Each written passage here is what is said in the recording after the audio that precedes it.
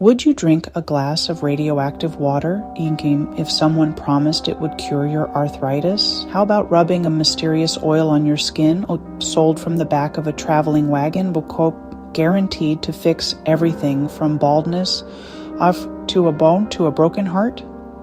It might sound absurd to us today, sitting here in 2025, but for many people throughout history, such propositions were not just plausible, they were a beacon of hope.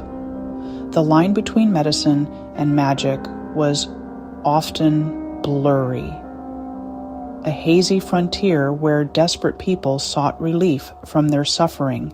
In an era before strict regulations and scientific understanding, the world of healthcare was a wild, unregulated landscape. White inside feet fertile ground for some of the most bizarre medical treatments imaginable.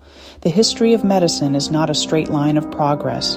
It is a winding, often strange, road filled with detours and dead ends. For every genuine breakthrough, there were a dozen strange cures in history that promised the world but delivered little more than disappointment or, in some cases, disaster. These weird medicine practices thrived on a potent cocktail of fear, hope, and masterful marketing. Salesmen, often with no medical training whatsoever, crisscrossed the country, their wagons laden with colorful bottles and even more colorful promises. In fact, one of the most popular soothing syrups for crying babies in the 19th century contained a potent and addictive mixture of alcohol and morphine. The term snake oil salesman has become a permanent part of our vocabulary, a shorthand for any kind of fraud or deception, but this term has real roots in a strange chapter of medical history. In the 19th century American West, traveling salesmen really sold snake oil. The idea came from Chinese laborers using oil from the Chinese water snake, rich in omega-3 fatty acids, to treat joint pain. American entrepreneurs rarely used real snake oil. Their concoctions were often mineral oil, beef fat, beef fat, and herbs like cayenne pepper to create a warming, medicinal illusion. These salesmen were master performers. They rolled into town in brightly painted wagons with a small band or a dramatic spectacle to draw a crowd. Their pitch was theatrical, incredible testimonials, dramatic demonstrations, and a charismatic, hypnotic delivery. They preyed on isolated rural communities with little access to doctors. The promise of one affordable cure for many ailments was powerful: rheumatism, headaches, female complaints, general malaise.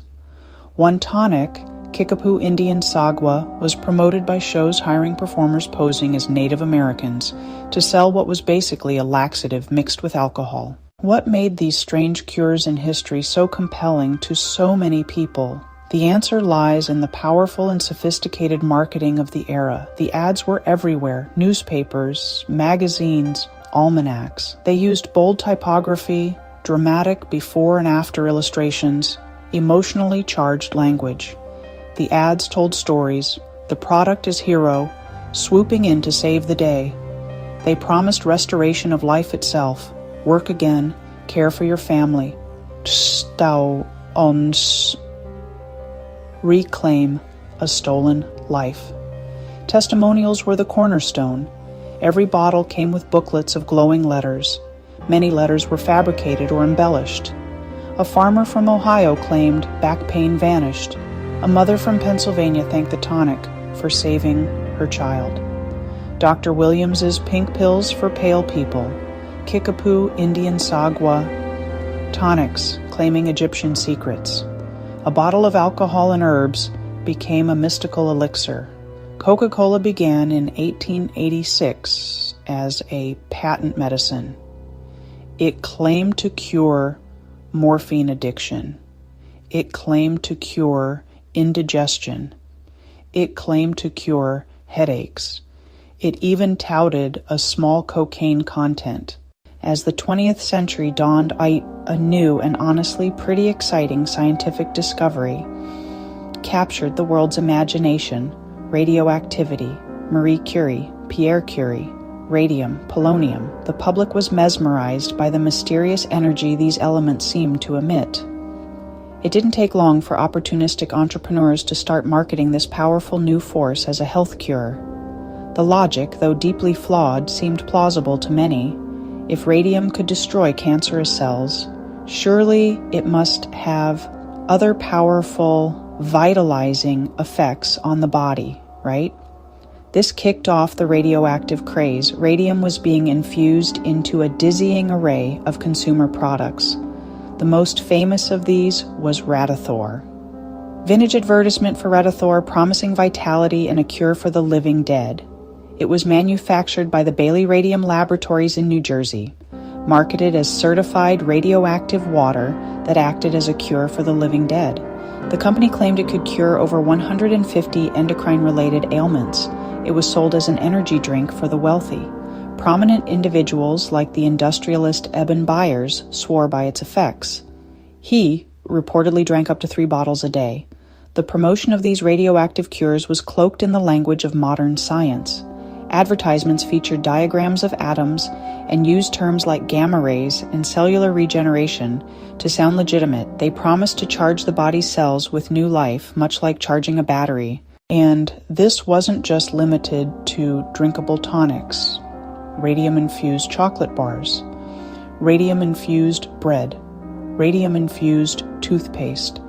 There were also devices like the radioendocrinator, a small case lined with radium ore that men were instructed to wear over their endocrine glands, like a radioactive jockstrap to enhance virility. These products were presented as the pinnacle of modern health and wellness. But then came the tragic story of Eben Byers. After years of consuming Radithor, he began to suffer horrific health problems. The radium had deposited in his bones, leading to cancers, holes forming in his skull, and the loss of his jaw. His gruesome and public death in 1932 was a shocking wake-up call. When his body was exhumed decades later, his remains were still so radioactive they required special handling. Byers' fate starkly illustrated the deadly reality behind the glamorous promises of radioactive cures. A popular beauty product of the era was Thoradia, a French line of cosmetics that included radium and thorium, promising to give women a radiant, glowing complexion. Women applied these substances to their faces, all for beauty. Tiei kiar yon ofrar betai moikir inon kira there thori HI, thorium chloride, and radium bromide. Thoradia ads were Parisian chic, promising a scientific path to beauty. They sold a fantasy wrapped in poison. The widespread harm caused by patent medicines and radioactive quackery could not be ignored forever. A series of high-profile tragedies and the work of investigative journalists and physicians began to pull back the curtain. Muckraking journalist Samuel Hopkins Adams,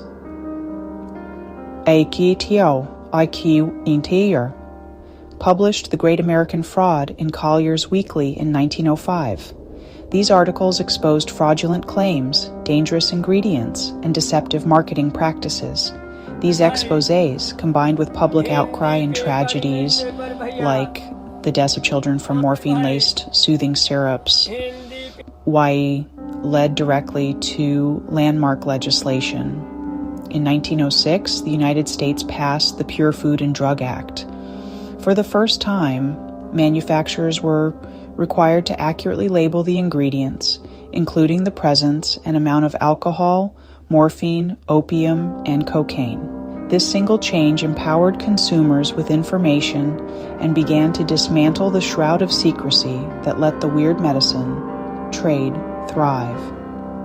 However, the 1906 Act had its limitations. It did not require manufacturers to prove that their products were effective, only that their labels were accurate. The turning point came with the elixir sulfanilamide disaster of 1937. a company created a liquid form of a new sulfa drug using a toxic solvent, diethylene glycol, a primary component of antifreeze, resulting in the deaths of over 100 people, many of them children. The public horror over the elixir sulfanilamide incident prompted the passage of the 1938 Food, Drug, and Cosmetic Act. The new law mandated that companies had to prove their products were safe before they could be sold to the public. This legislation effectively ended the era of unchecked quackery and laid the foundation for the modern regulatory system overseen by the FDA. While the FDA has largely eliminated overtly poisonous substances, the spirit of the snake oil salesman lives on in the digital age. History of these strange cures teaches critical thinking, questioning claims, demanding evidence, and understanding the difference between marketing and medicine. Which of these strange cures shocked you the most? Tell us in the comments.